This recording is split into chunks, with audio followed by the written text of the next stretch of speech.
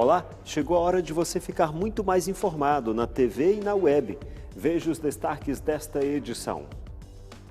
Brasil tem mais de 12 milhões de trabalhadores desempregados. Greve dos bancários completa um mês.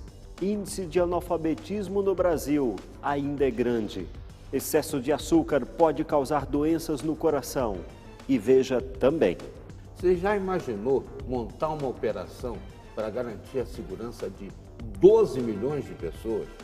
Hoje nós vamos falar sobre essa operação, a Operação Romero. Nós estamos recebendo aqui o comandante do batalhão de Lorena, o Tenente Coronel Vieira, e estamos recebendo o Major Ronaldo. Eles vão falar para nós aqui o que a Polícia Militar vai fazer para garantir a segurança de quem vier para Canção Nova, Aparecida e lá para o Frei Galvão. Já aqui no Repórter Setorial. Você confere essas e outras informações agora.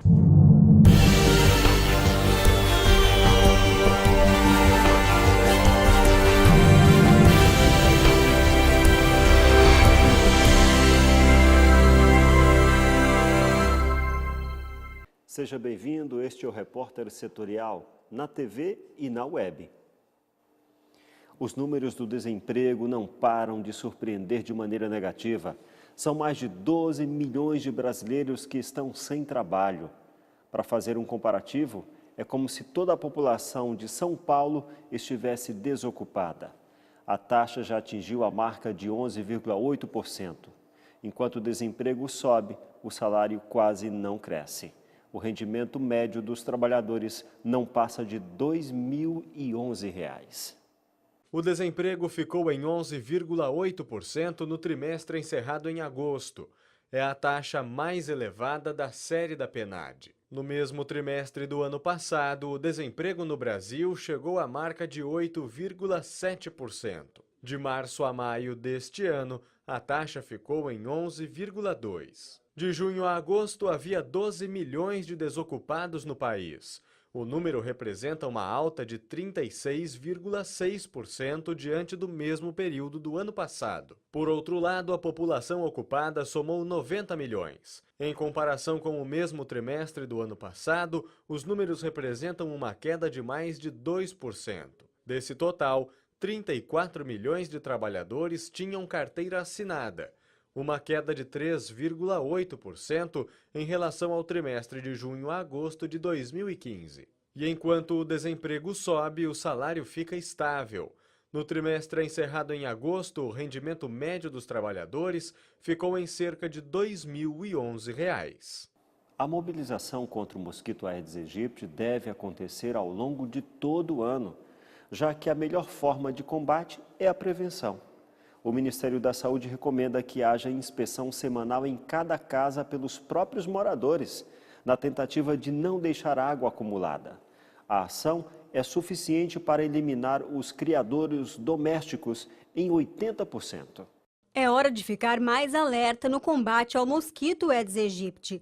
Com a chegada da primavera e o começo da estação chuvosa em boa parte do país, os locais propícios para a criação do mosquito Aedes aegypti se multiplicam e a população deve se mobilizar para eliminar os focos. O mosquito é o vetor dos vírus da dengue, zika e chikungunya. De acordo com o Instituto Fiocruz, a elevação da temperatura é outro fator que favorece a proliferação do Aedes aegypti nesta época do ano.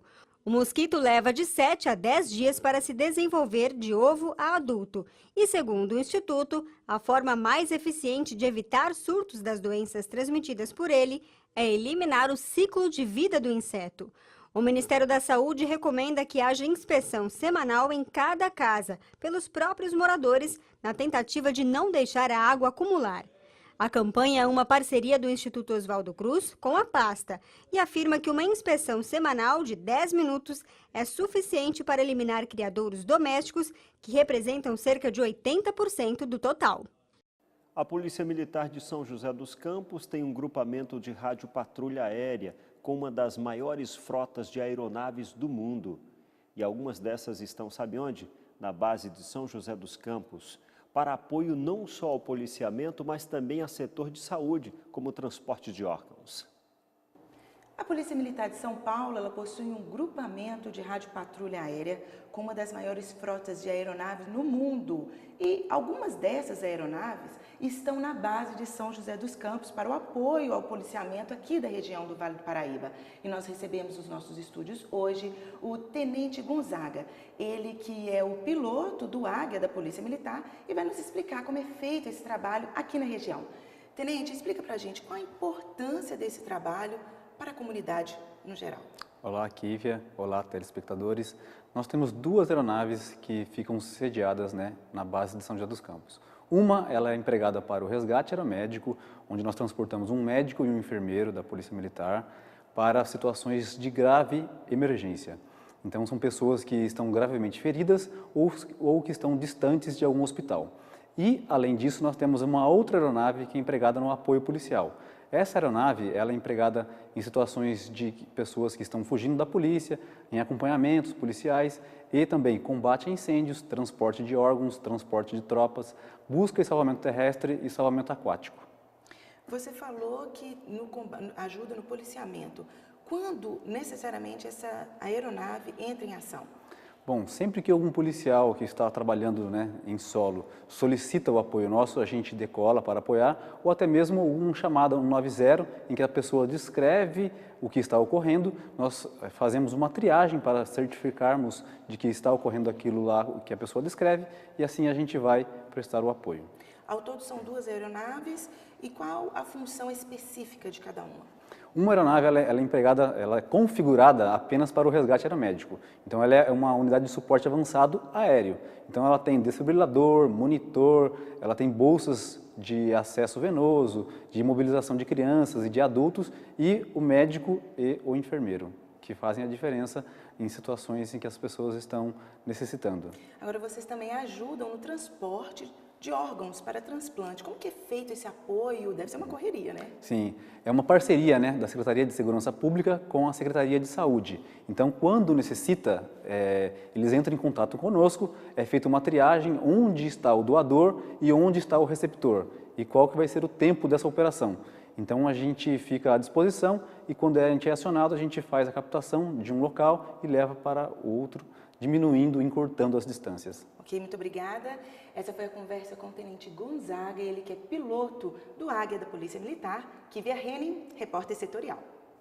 Com o fim das eleições, o que não falta são especulações a respeito dos resultados nas urnas. Vamos ao comentário do dia. A imprensa da capital de São Paulo andou publicando que Geraldo Alckmin perdeu a eleição em Pindamonhangaba. Eles vinculam o local de nascimento de Geraldo ao prefeito que perdeu nas urnas, Vitor Ardito Lerário, como se houvesse, de fato, um entrosamento muito grande entre Geraldo e Vitão. Não existe essa hipótese. Inclusive, durante a campanha, a sobrinha de Geraldo, Miriam Alckmin, também candidata, andou questionando aí a legitimidade do uso de uma gravação que Geraldo fez lá antigamente, apoiando Vitão, e que não teria mais validade. O Vitão disse que usava a gravação porque eles eram do mesmo partido. Só que a coisa ficou meio mal resolvida e acabou que o Vitão perdeu até a eleição para o doutor Israel. Mas não era candidato de Geraldo. Geraldo foi vitorioso na eleição lá em São Paulo mesmo, a principal capital do país. Primeiro turno, pela primeira vez em 24 anos, João Dória, que era o poste do Geraldo, acabou conquistando essa vaga tão importante que credencia Geraldo a postular a candidatura do PSDB para a eleição de 2018. Há o descompasso, Aécio Neves não está satisfeito, o Zé Serra também poderia botar água no chope do Geraldo, só que tem um detalhe importante. O Geraldo pode ter aí um plano alternativo, ele pode sair candidato pelo PPS ou pelo PSB, de sorte que o pessoal vai ter que engolir o homem. É hora do plantão da redação.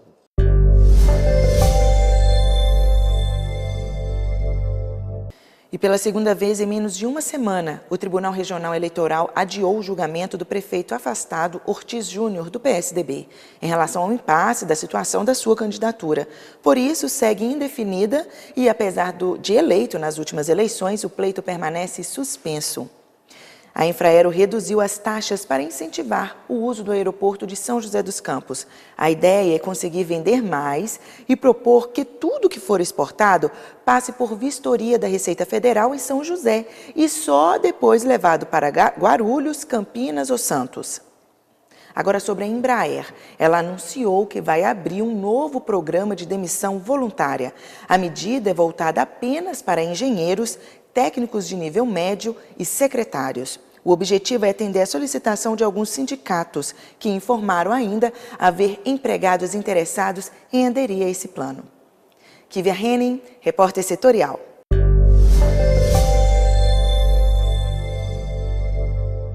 E veja a seguir. Greve dos bancários completa 30 dias e já se iguala ao período mais longo de paralisação nacional. O nosso intervalo não é tão longo, é rapidinho. Voltamos já.